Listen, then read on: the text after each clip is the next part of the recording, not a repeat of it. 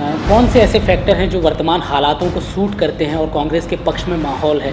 ऐसा लगता है कि बहुत सारे भाजपा के विधायकों की हालत बहुत पतली है और जो कुछ भी विकास होता है मध्य प्रदेश में वो या तो इंदौर में होता है या भोपाल में। ऐसे आलाकमान तय करेगा उम्मीदवार कौन होगा, लेकिन एक उपाध्यक्ष के नाते आपकी राय क्या है? क्राइटेरिया क्या होना चाहिए, मापदंड क्या होना चाहिए इसके? कांग्रेस शायद अपने इतिहास में पहली वक्त ऐसा चुनाव लड़ेगी जिसमें हर प्रत्याशी भूरिया जी की पसंद का होगा। ऐसा कैंडिडेट होना चाहिए कि जैसी खबर आए कि इसको टिकट मिली है तो जनता में खुशी की लहर दौड़े, अरे वाह कांग्रेस ने एक भले आदमी को टिकट दी। 8 में से 6 सीट कांग्रेस जीत सकती है अगर सही उम्मीदवारों का चयन हो। आप पूर्व में महापौर रहे हैं, मौजूदा हालातों को देखकर क्या लगता है, कितना फ़र्क नज़र आया पुराने आपके वाले शहर में और अभी वाले शहर में? लोग कहते थे कि मेरे कार्यकाल में बिस्लेरी जैसा पानी मिलता है।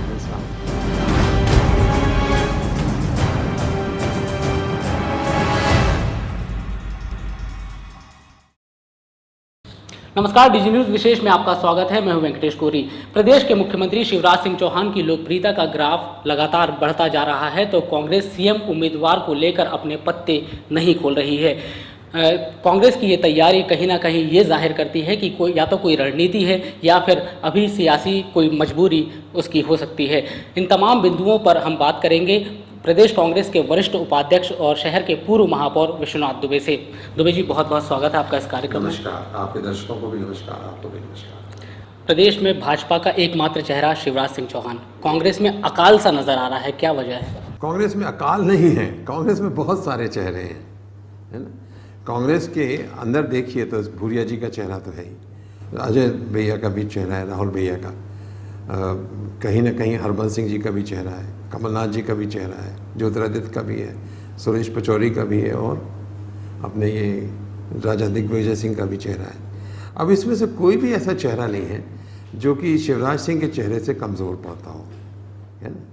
ये शिवराज सिंह के कद से छोटा हो, ये सब अपने आप में बड़े कद्दावर नेता हैं और शिवराज सिंह चौहान की टक्कर के हैं या उनसे ऊंचे मिलकर के। लेकिन अब चुनाव का वक्त है, भूरिया जी को प्रतिष्ठा दी गई है, उनको प्रदेश अध्यक्ष का पद दिया गया है। अब अगर उस पद के चलते, उनके चलते अगर ये सब चेहरे चमचमाने लगे तो अजूबा नहीं लगेगा? अभी तो रियली एक ही सूर्य को चमकने का अधिकार है कांग्रेस में, वो है भूरिया जी को, और भूरिया जी चमक रहे हैं। ये मान सब लोग उनके सहयोगी हैं। आपने इस वक्त देखा होगा, अभी कल ही राहुल जी आए, राहुल भैया आए और भूरिया जी आए। ऐसा लगा कि दोनों के बीच में बहुत अच्छा संवाद है, दोनों के बहुत अच्छा समन्वय है, लेकिन नेता भूरिया जी हैं। आपने तालमेल की बात की, बहुत अच्छा तालमेल है, लेकिन सिर्फ फुटबॉल की स्थिति बनती है कांग्रेस में। चुनाव के पहले एकजुटता नजर आती है, लेकिन जैसे ही चुनाव नज़दीक आते हैं कांग्रेस में जो है बिखराव और खींचतान नजर आती है। क्या वजह आप मानते हैं इसके पीछे? जब तक लोगों को उम्मीद रहती है कि बिखराव की धमकी देके, शक्ति प्रदर्शन करके, अपना गुस्सा दिखा के वो अपना उल्लू सीधा कर लेंगे या अपनी बात मनवा लेंगे, तब वो करते हैं।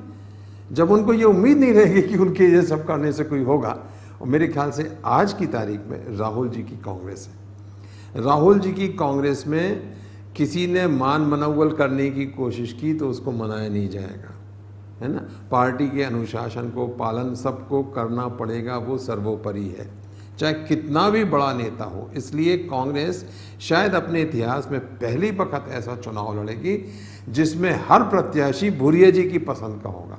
ये जरूर है भूरिया जी की सदाशयता कि वो राहुल भैया से पूछेंगे कि तुम्हारे पसंद का कौन है, दिग्विजय से पूछेंगे तुम्हारे पसंद का कौन है, कमलनाथ जी से पूछेंगे, लेकिन कमलनाथ भी भूरिया जी को मजबूर नहीं कर सकेंगे कि मेरी पसंद को इस्टेब्लिश करिए ही, है ना। भूरिया जी का जजमेंट चलेगा, भूरिया जी अपना निर्णय खुद लेंगे, लेकिन सलाह सबकी लेंगे। और सिर फुटबॉल की नौबत आई तो जो सिर फोड़ने के लिए जाएगा उसके हाथ में पत्थर नहीं रहने दिया जाएगा, ऐसा मेरा विश्वास है। ये कांग्रेस राहुल कांग्रेस है। जनता के मन में कहीं ना कहीं ये जिज्ञासा जरूर है कि कांग्रेस अपने पत्ते क्यों नहीं खोल रही है।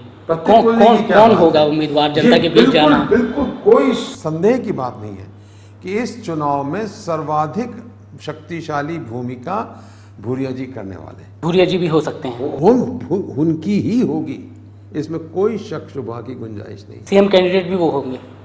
जरूर होंगे, एक कैंडिडेट सीएम के होंगे, हो सकता है उनके विरोध में कोई खड़ा हो जाए, है ना। लेकिन वो तो कैंडिडेट रहेंगे ही, और विधानसभा के सदस्य जो चुन के आएंगे वो वोट करेंगे और उनको जो पसंद आएगा वो होगा।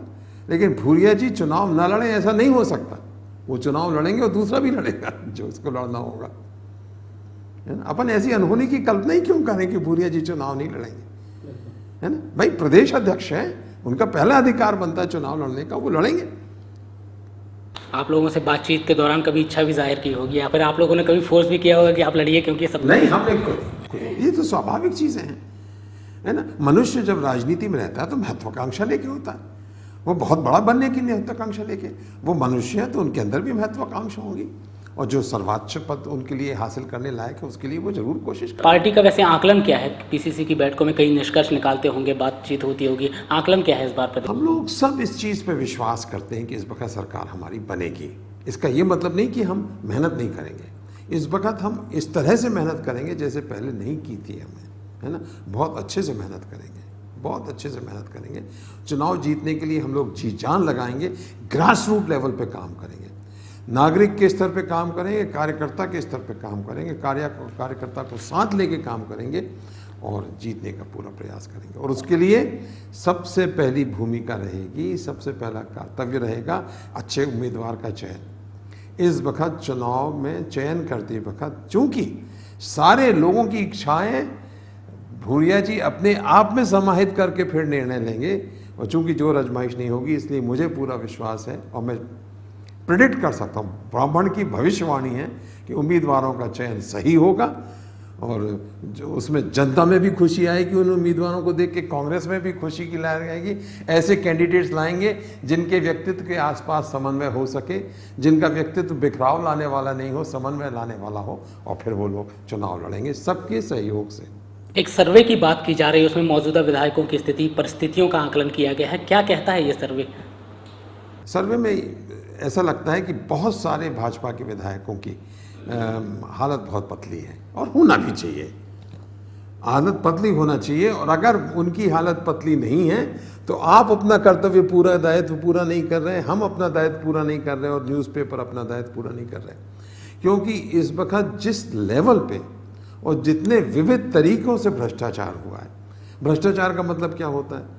भ्रष्ट आचरण के द्वारा जिसका अधिकार है सरकारी सहायता पाने का, उसको वो अधिकार ना मिले, है ना।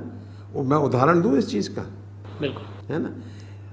अपन ने, मेरे को एक सुनिए इसको, है ना, 50,000 रुपये वो इंदिरा आवास योजना के, मतलब इंदिरा आवास योजना के मिलते हैं। उसमें ये निश्चित हो गया है कि 25,000 रुपये खा लेंगे लोग बाग, और 25,000 उसको मिलते हैं। तो वो क्या करता है कि 25,000 में नया घर तो नहीं बन सकता, तो वो अपने पुराने घर को कहता है कि एक बना लिया, और खुश हो जाता है 25,000। ये कितनी दयनीय स्थिति है कि मेरा अधिकार था मैं 50,000 पाऊँ, मेरे लिए 50,000 चला, रास्ते में जो डाकिया था उसने 25,000 निकाल लिए, और मैं कह रहा हूँ वाह धन्यवाद डाकिया, तूने मेरे को 25,000 तो दे दिए। इतना असहाय बना दिया है हमने कि लोग बाग अपना हक उनसे कोई छीन के ले जाए और फिर भी उसकी तारीफ करें। हम ताली बजाएं कि देखो कौवा मेरी रोटी लेके उड़ गया, है ना। इतना मनोबल जनता का कभी नहीं गिरा था, इतना असहाय नागरिक ने कभी महसूस नहीं किया था। ये नागरिक जब इतना असहाय महसूस करता है तभी करता है जबकि उसको ऐसा लगता है कि ये एक ऐसा दलदल है जिसमें से निकला ही नहीं जा सकता, कोई उसकी मदद नहीं कर सकता, कोई ये भ्रष्टाचार को दूर नहीं कर सकता। जहाँ भी जाएगा उसको सहायता नहीं मिलेगी, असहयोग ही मिलेगा। तब असहाय होकर कहता है कि वाह शाबाश कौवा, तू मेरे हाथ से रोटी खा गया, मेरे को भूख लग रही थी लेकिन चल तेरा पेट भर जाएगा, है ना। ऐसा नहीं होने दिया जाएगा। लेकिन कांग्रेस की कहीं ना कहीं कमजोरी नजर नहीं आई कि कौवा अगर ले गया है रोटी तो कांग्रेस ही विपक्ष की भूमिका अदा करे कि उसको रोटी दिलाए, भ्रष्टाचार का पैसा कर जा रहा है। सवाल ये है, आप बताइए कि कौन करे? कैंडिडेट तो डिक्लेयर नहीं हुआ है। पार्टी मतलब संगठन, है ना। अब आज की तारीख में एक छोटी सी चीज, कोई भी काम करो पैसे खर्च होते हैं, कोई भी काम करो टाइम लगता है ना, और कोई भी काम करो तो आपका कोई ना कोई स्वार्थ सिद्ध होना चाहिए, है ना। अब सब संगठन वालों को तो ये मालूम है कि अध्यक्षों को टिकट नहीं मिलने वाली, तो उनका मोटिवेशन खत्म हो गया, है ना। संगठन के प्रति श्रद्धा नहीं है, संगठन के प्रति आस्था नहीं है। लेकिन महत्वाकांक्षा है ना। दुर्भाग्य से जब तक मनुष्य की महत्वाकांक्षा पूर्ति होने के साधन नहीं लिखते, मनुष्य अपना पूरा काम नहीं करता, है ना।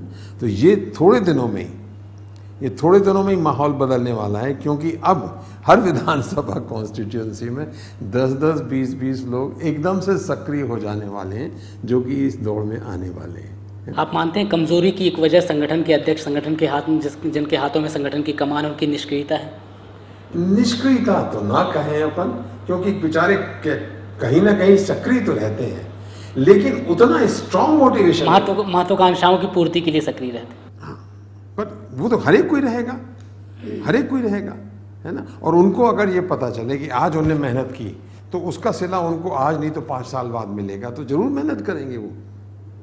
आप एक उद्योगपति भी हैं, प्रदेश में इंडस्ट्रियल डेवलपमेंट के लिए जो माहौल बना है, क्या आप मानते हैं कि पहले जैसे हालात बेहतर हुए हैं? कोई माहौल नहीं बना। दूसरे स्टेट्स के मुकाबले हम बहुत पीछे हैं। आप ही बताइए, हरगढ़ में कितनी इंडस्ट्री आई, कितनी इंडस्ट्री चल रही। क्या मनेरी ऐसा लग रहा है कि खूब प्रॉस्परस हो गया, है ना। अपने यहाँ इंडस्ट्री का वातावरण अपन नहीं ला पाए। बातें जरूर करते हैं अपन, है ना, पर अपन कर नहीं पाए। और जो कुछ भी विकास होता है मध्य प्रदेश में, वो या तो इंदौर में होता है या भोपाल में होता है, और उसी को अपन मध्य प्रदेश के विकास की संज्ञा दे देते हैं। मध्य प्रदेश का विकास नहीं हो रहा है, जो कुछ भी विकास हो रहा है इंदौर का और भोपाल का हो रहा है, और हमको बहलाने के लिए कह दिया जाता है कि तुम्हारा विकास हो रहा है ना। आप भी कई इंदौर की एक सड़क में इतने पैसे खर्च होते हैं, जिसकी उतने ही पैसों में पूरे जबलपुर के आसपास की जबलपुर की सब सड़कें सुधर जाएं, लेकिन जबलपुर की सड़कें नहीं सुधरती, इंदौर में सड़कें बनती और वैसी सड़क दूसरी बन जाती है। क्या वजह मानते हैं? नेतृत्व की कमी आड़े आती है? एक तो कुछ भी कहो, क्या कहें, है ना। हम लोग गरीब लोग हैं, है ना, हम लोग गरीब हैं। हमारी अंदर से आवाज़ निकालने वाला हमको नेता चाहिए, और जब निकालेंगे तो हम बहुत सशक्त आवाज़ निकालेंगे। तभी स्वतंत्रता संग्राम में सबसे बड़ा योगदान महाकौशल का था, है, क्योंकि उस वक़्त हमारे नेता ऐसे थे जो हम लोगों को एकत्रित करके हमारी आत्मा की आवाज़ को अभिव्यक्ति दिला सकते थे। आज दुर्भाग्य से जनता का प्रतिनिधित्व करने वाले नेताओं की कमी हो गई। वो अपनी बोलते हैं और जनता से कहते हैं कि देखो हमने जो बोला उसको तुम अपनी बात मानो, राइट, हिज मास्टर्स वॉइस, मेरी आवाज़ को अपनी आवाज़ कहो, तुम्हारी आवाज़ को मैं अपनी आवाज़ बना के नहीं बोलूँगा। ये कहीं ना कहीं फ़र्क है, तभी हमारे यहाँ नेतृत्व में शक्ति नहीं है। वैसे आला कमान तय करेगा उम्मीदवार कौन होगा, लेकिन एक उपाध्यक्ष के नाते आपकी राय क्या है? क्राइटेरिया क्या होना चाहिए, मापदंड क्या होना चाहिए इसके लिए? कुछ क्राइटेरिया तो मैं बिल्कुल साफ साफ कहूँगा कि एक तो ऐसा कैंडिडेट होना चाहिए कि जैसे ही खबर आए कि इसको टिकट मिली है तो जनता में खुशी की लहर दौड़ाए, अरे वाह, कांग्रेस ने एक भले आदमी को टिकट देने की कोशिश की, या ठीक कैंडिडेट है यार। नहीं तो क्या होता है, एकदम सुनते ही से लगा अरे बाप रे, फिर ऐसे लोग को टिकट दे दी। ये नहीं होना चाहिए। दूसरा, जो विरोधी दल का आदमी खड़ा होने वाला है, अगर वो 20 है तो हमारा 21 होना चाहिए, है ना। अगर वो फील्ड में सक्रिय आदमी है तो हमको भी सक्रिय आदमी को उसके खिलाफ लड़ने के लिए भेजना चाहिए। अगर वो शक्तिशाली है तो हमको भी शक्तिशाली आदमी को सामने लाना चाहिए, राइट। विरोधी दल से मैच तो करना पड़ेगा, है ना। और वो व्यक्ति इस चुनाव में कम से कम ऐसा हो जिसके कसम खाए हुए विरोधी पार्टी में ही ना हो, क्योंकि कुछ व्यक्तित्व ऐसे होते हैं, शायद उनमें से मैं भी एक हूँ, कि मैं खड़ा होऊंगा तो 10 लोग मेरे खिलाफ बिल्कुल बिल्कुल कसम खा के काम करेंगे ही, है ना। ऐसा नहीं होना चाहिए। ऐसा व्यक्ति हो जिसके खिलाफ कोई नहीं हो, जिसमें कि वो पूरी कांग्रेस पार्टी को साथ लेके चल सके। स्थानीय राजनीति की बात करें तो कई बार आपको और आपकी राय को कई बार अनदेखी की गई है। कितना मलाल होता, कितनी हताशा होती है तब ऐसे में? या फिर ये नहीं लगता कि स्थानीय नेताओं को आपके कद से वाकिफ नहीं है? वो कद से वाकिफ है, सब कद से वाकिफ है ना, लेकिन वो ये तो जरूर दिखाना चाहेंगे कि ये कद कुछ नहीं है, हम तो बहुत ऊंचे, हम सबसे बड़े कद के हैं, हम बड़े सबके, है ना। ये देखो, जिसको तुम बहुत ऊंचा समझते हो वो कुछ नहीं लगता, इसके सिर पे तो हम नंगा नाच करते, ऐसा होगा तो उसमें हमको कोई तकलीफ नहीं है ना। हमको तो राय देने का हमारा कर्तव्य है, हम राय देते हैं, अपना मत व्यक्त करते हैं। हम ये कंपल्शन थोड़ी क्रिएट करते हैं कि हमारी बात मानी ही जाए, है ना। ये तो प्रजातंत्र में ऐसा नहीं होता। हमको बोलने का अधिकार है, तो हम अभिव्यक्ति की स्वतंत्रता का उपयोग करते हैं, और कांग्रेस में हमको जो मर्जी आए सब बोलते हैं, और जो हमारी इच्छा है वो हम प्रकट करते हैं। उसके बाद फैसले की परवाह नहीं करते कि क्या हो, जिसके हाथ में है। भगवान आपको सद्बुद्धि देगा तो हमारी बात मानोगे, सद्बुद्धि नहीं देगा तो नहीं मानोगे। या भगवान हमको सद्बुद्धि देगा तो हम सही सोचेंगे, और भगवान हमको सद्बुद्धि नहीं देगा तो हम गलत सोचेंगे। कई चुनाव आप लड़े हैं इसके पहले भी, 2 ही चुनाव लड़े हैं, महापौर का और लोकसभा। कौन से ऐसे फैक्टर हैं जो वर्तमान हालातों को सूट करते हैं और कांग्रेस के पक्ष में माहौल है? और अगुवाई की बात करें तो किस जो एटमॉस्फेयर मौजूदा हालात हैं उसको लेकर कौन नेता सूट करेगा कैंडिडेट के तौर पर प्रदेश कांग्रेस के लिए? मतलब किस चीज़ के लिए? असेंबली। अब ये नाम तो मैं किसी के नहीं लूँगा, है ना, पर मैं ये विश्वास करता हूँ, और मैं चाहता हूँ कि ये भी आप विश्वास करें कि 8 में से 6 सीट कांग्रेस जीत सकती है अगर सही उम्मीदवारों का चयन हो जाए तो। अब आप कहोगे 8 में से 8 ही क्यों नहीं है ना, लेकिन मैं उसका जवाब नहीं दूंगा। मेरा आकलन है 8 में से 6-5 सीट हम जीत सकते हैं अगर सही उम्मीदवारों का चयन हो जाए, और वो सही उम्मीदवार क्या होंगे इसके बारे में भी मेरी बड़ी सुनिश्चित धारणा है ना, लेकिन ये भी व्यक्त करने वाली बात नहीं है, और मेरे ख्याल से हम लोग अच्छा चुनाव लड़ सकेंगे। आप पूर्व में महापौर रहे हैं, मौजूदा हालातों को देखकर क्या लगता है, कितना फ़र्क नज़र आया पुराने आपके वाले शहर में और अभी वाले शहर में? हमको ये लगा कि हमारा लगाव था जबलपुर से, हमको लगता था जबलपुर मेरा है, इसमें जो कुछ भी हो सर्वश्रेष्ठ हो, जो कुछ भी हो सबसे अच्छा हो। हमारे साधनों के अंदर जबलपुर की जितनी ज़रूरतें महत्वपूर्ण हैं वो सब पूरी हों। आज ऐसा लगता है कि केवल करने के लिए काम किया जा रहा है, ना जबलपुर की ज़रूरतों का आकलन किया जा रहा है, ना गुणवत्ता का ध्यान दिया जा रहा है, ना जबलपुर के लॉन्ग टर्म हित के लिए सोचा जा रहा है। कहीं ना कहीं एक औपचारिकता निभाई जा रही है, लेकिन उसमें आत्मा नहीं है, और जबलपुर की आत्मा को इग्नोर किया जा रहा है, जबलपुर के अवसरों को ख़त्म किया जा रहा है। ये कहीं ना कहीं जनता के साथ धोखा भी है। बहुत बड़ा धोखा है, बहुत बड़ा धोखा है, और सबसे बड़ा एग्जाम्पल उसका सुएज लाइन है। सबसे बड़ा धोखा उसका सुएज लाइन है।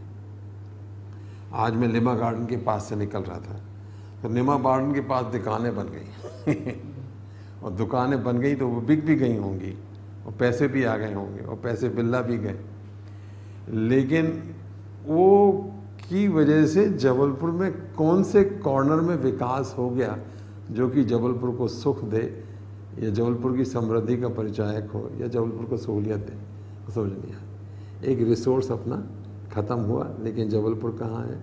जहाँ का था। कुछ सड़कें बनी, ऐसी बनी कि एक बरसात में निपट जाएंगी, निपट जाती। तो ऐसे कितने हर साल एक लिमा गार्डन लगेगा एक आध सड़क बनाने के लिए, क्योंकि बरसात में वो निपटता जाएगा। ये धोखा ही तो है जबलपुर के साथ। अपन ऐसी सड़कें बना सकते हैं डामर की जो कम से कम 6 साल 7 साल चले। हमने कुछ सड़कें बना के छोड़ के गए थे हम, जो 5-5 6-6 साल तक चली, राइट, वो ठीक है काम। अक्सर आरोप भी लगता है कि आपके कार्यकाल में ज़्यादा विकास नहीं हो पाया, इसलिए वर्तमान सत्ता को ज़्यादा मेहनत करनी पड़ रही है। आरोप तो जरूर लगता होगा, है ना, क्यों आरोप लगाने का काम ही है।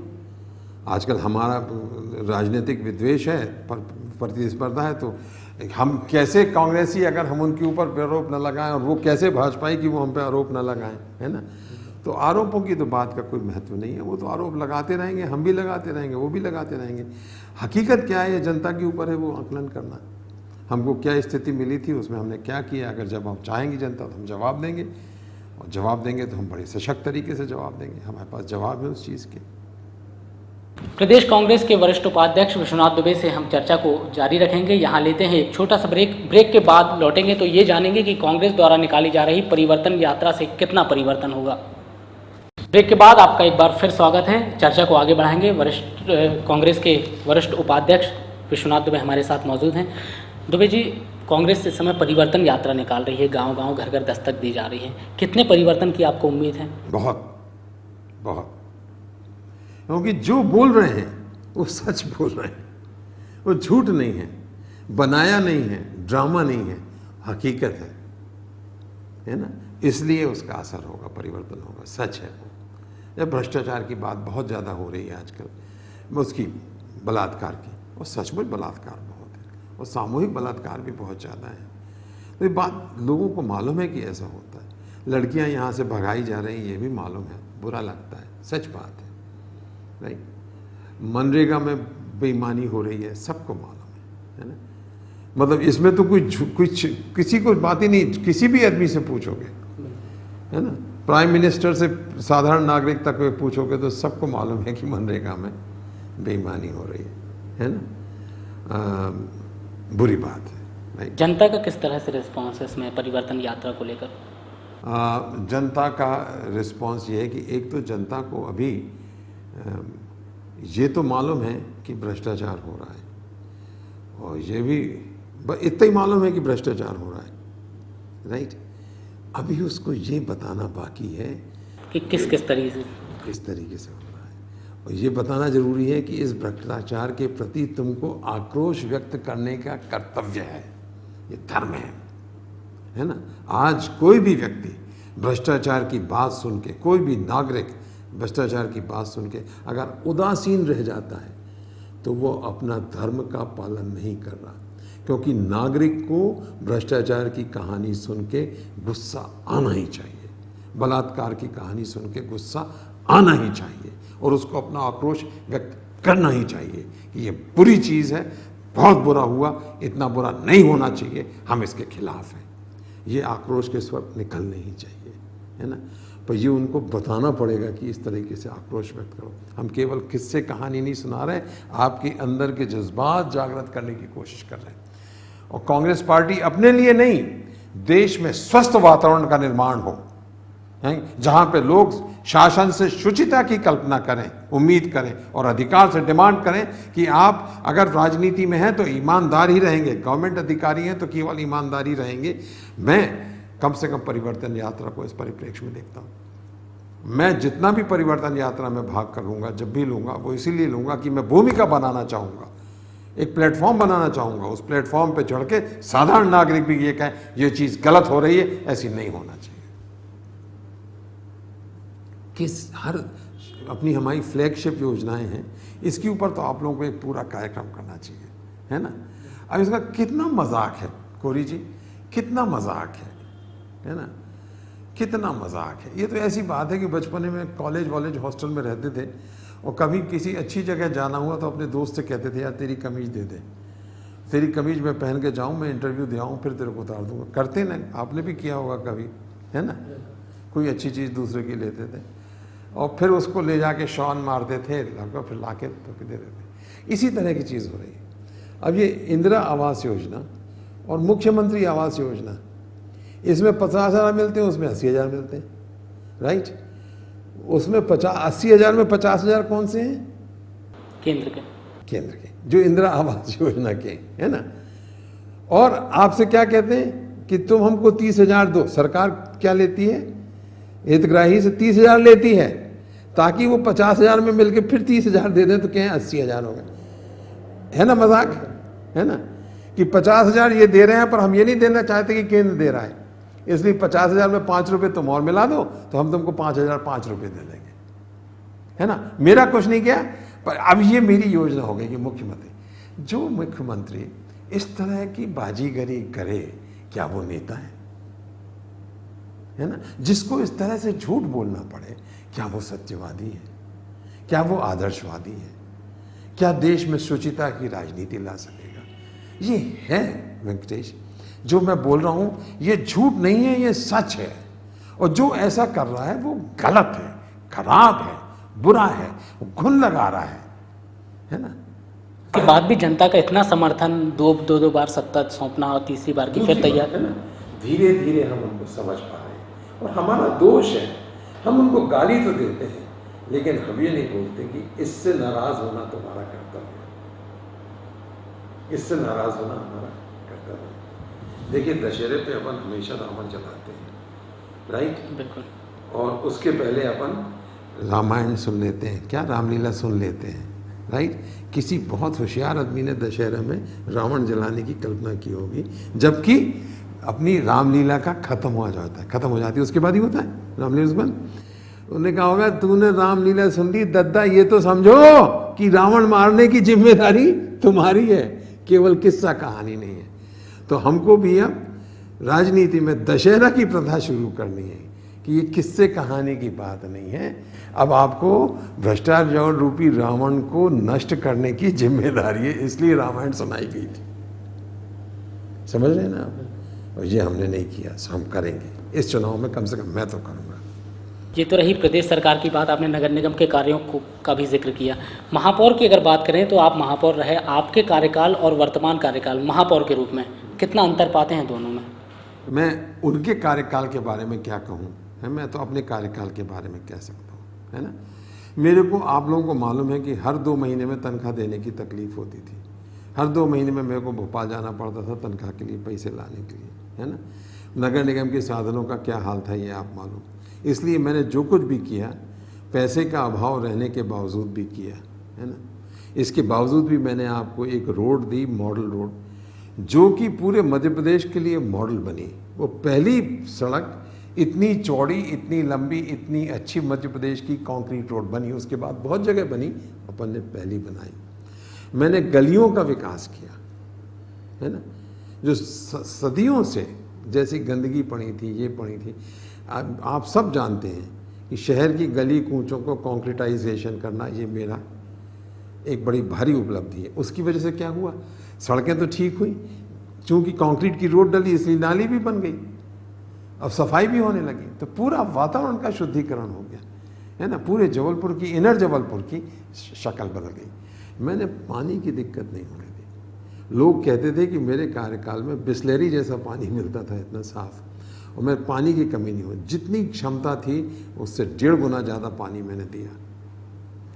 मेरे पहले उन्हीं संयंत्रों से जितना पानी जबलपुर को मिलता था, उससे मैंने 1.5 गुना ज़्यादा पानी निकाला। ये मेरी बौद्धिक क्षमता, टेक्निकल ज्ञान और मेरे अनुभव और मेरी मेहनत की वजह से हुआ।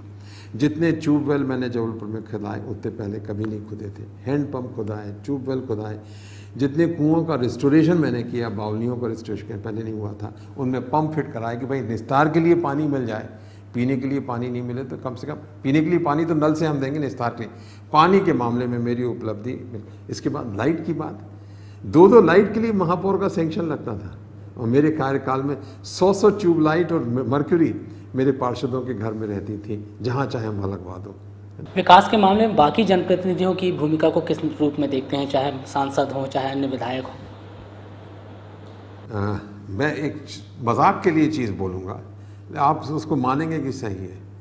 ये विकास तो बस ये है कि कोई सड़क बनी तो अपना नाम पट्टी उसमें लगवा दो, है ना। तो इस चक्कर में मेरे नाम की मालूम नहीं कितनी पट्टी निकलवा दी लोगों ने, अपनी पट्टी लगवा दी, है ना। चलो क्या फ़र्क पड़ता है। 10 साल का वनवास, कितनी उम्मीद है सत्ता में लौटने का? मुझे तो पूरी उम्मीद है, पूरी उम्मीद है। विकास की धारणा आपने पूछी, किसने किया विकास, है ना, क्या कल्पना है, किस कल्पना को लेके अपन आगे बढ़े। एक कोई प्लेग्राउंड तक तो नहीं बनवा पाए हम, एक बगीचा तक तो नहीं बनवा पाए जहां पे अपन जा सके, है ना। कि क्या कर पाए हम। नाले, अब जो साला नाला था, अब देखिए एक जादू देखिए, इसके बारे में थोड़े दिन बाद अपन लोग और बात करेंगे। एक बहुत बड़ा ओमती नाला कच्चा, है ना, वो हमको पसंद नहीं आता, तो उसका काम अब हमारी छोटी पक्की नाली करेगी। मैं जबलपुर को चेतावनी दे रहा हूं कि एक बड़े कच्चे नाले की एवज में एक छोटी पक्की नाली बनाई जा रही है, ये सोच के कि ये नाली नाले का काम कर देगी। दादा, नाला हो पक्का या कच्चा, नाले का काम करता है। आपकी छुटकुइयाँ सी नाली वो नाले का काम नहीं कर पाएगी, और जबलपुर को उसकी वजह से जलप्लावन भुगतना पड़ेगा। ये काम केंद्र सरकार की मदद से हो रहा है, लेकिन आप लोगों ने कभी ऐसी कोई आवाज़ देखिए, हर चीज़ आवाज़ उठाने से नहीं होती, क्योंकि जनता भी सोचती कि इन लोगों का तो काम चिचियाना ही है, चिचियाते रहते हैं, है ना। मंत्रालय तो आपका है, कमलनाथ जी उसके मंत्री हैं। देखिए, बात तो फेडरल स्ट्रक्चर है, जो यहाँ से रिकमेंड होके जाएगा वो होगा, है ना। सुविचारित तो होना चाहिए। सुएज लाइन डली, सुविचारित नहीं थी। ये नालों का काम भी सुविचारित होना चाहिए, राइट। अब ये बताइए, सड़कें नाले की उसकी वजह से खराब हो गई। पिछली बरसात तो भुगते, अब 3 महीने बाद फिर बरसात आने वाली। आपने किसी ये जो सुएज लाइन के लिए खुदे, इनको सुधरते देखा है क्या? और ये नाले जो छोटे किए जा रहे हैं, ये पानी बहा लेंगे, जबकि इन नालों का पानी कहाँ निकलता है? इन नालों का पानी हेलन नदी में नहीं जाता। वो अपना पाटन रोड के बाद जो खेत आते हैं, उस खेत में इनकी निकासी, और वहाँ पानी भर जाता है तो वापस ठेलता है, बहाव बंद हो जाता है। गलत कह रहा हूँ मैं? सही कह रहा हूँ ना? विश्वनाथ दुबे कौन सी भूमिका तय करने जा रहे हैं अब मैं जब आने वाले दिनों में, चाहे दोनों चुनाव से तो मेरी आस्था खत्म हो गई है। मैं खुद अपने लिए तो ये चुनाव की भूमिका नहीं सोचता, ना मैं एमपी का चुनाव लड़ने की सोच रहा, ना मैं विधानसभा का चुनाव। मेरी उम्र भी हो चुकी, यंग लोगों को मौका मिलना चाहिए, नए चेहरों को मौका मिलना चाहिए। जनता ने एक वक्त मुझे मौका दिया था, बहुत बहुत धन्यवाद उनका, उन्होंने बड़ी कृपा की थी मेरे को। भगवान जाने ज़मीन से उठा के कहाँ बिठा दिया, उसकी वजह से आज भी मैं इंटरव्यू दे पा रहा हूँ। अगर वो नहीं होता तो मैं इंटरव्यू भी नहीं दे पाता। दूसरे चुनाव में उन्होंने मुझे औकात बता दी कि बेटा तुम बहुत ऊंचे मत उड़ो, तुम इस लायक नहीं हो, तुम यहीं बैठो। तो हम बैठ गुल्ला पानी वहीं पी गए, बैठ गए, है ना। अब हम जहाँ पे बैठे हैं वहाँ पे हम जबलपुर में कुछ सुविचारित काम होने लगे, ऐसा हम चाहेंगे। और जबलपुर के संस्कार बदलें और हिंदुस्तान के संस्कार बदलें, इस दिशा में हम अपना सर्वश्रेष्ठ प्रयत्न करेंगे। इसीलिए हमने मैत्री मिलन शुरू किया कि जब तक संस्कार और विचारधारा नहीं बदलती तब तक कुछ नहीं हो सकता। लक्ष्मी भी जहाँ अधर्म है और असत्य है वहाँ नहीं रहती, है ना। तो पहले धर्म को स्थापित करना है, सत्य को स्थापित करना है, सही विचारधारा को जगाना, पौरुष को जागृत करना है, पुरुषार्थ को जागृत करना है। हमको अपनी जिम्मेदारी समझनी है। जबलपुर के हर नागरिक को अपनी जिम्मेदारी समझना पड़ेगी कि जबलपुर अगर आज अविकसित है और पिछड़ रहा है तो ये सबकी जिम्मेदारी है, और सबको कहना पड़ेगा कि नहीं, ऐसा नहीं होना चाहिए। और ये मैं जागृत करूँगा। मुझे विश्वास है कि मैं अपने मरने के पहले इतनी जबलपुर में एकता ला लूँगा कि जबलपुर एक सुर से कहेगा कि ये चीज़ गलत है, ये नहीं होना चाहिए, ऐसा होना चाहिए और ऐसा ही होगा। वैसे भी कांग्रेस तो कई हैं, जितने नेता जितने मंत्री हैं सबकी अलग अलग कांग्रेस। पर तुम्हारी भी है कांग्रेस और मेरी भी है ना, राइट। अपनी भी है कांग्रेस, और ये कांग्रेस मेरी अपनी है। नहीं, गुटों की बात करें तो कई कांग्रेस है। गुटों का वो उनके समर्थकों के लिए है ना।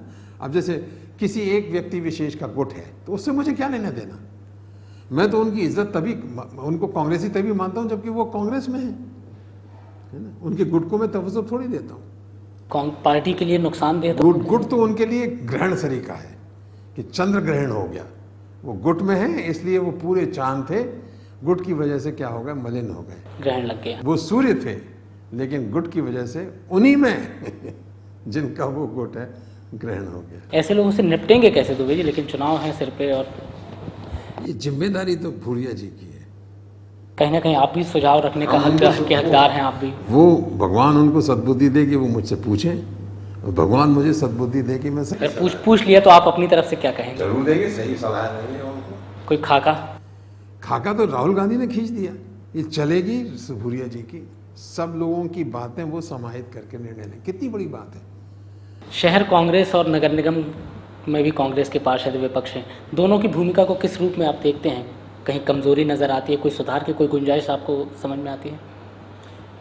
मेहनत सब लोग बहुत करते हैं, है ना, अपना अपना काम भी सब कोई करते हैं, लेकिन दुर्भाग्य से जबलपुर में जिस नेतृत्व की ज़रूरत है, अगर वो मिला होता तो जबलपुर आज ज़्यादा विकासशील होता, है ना।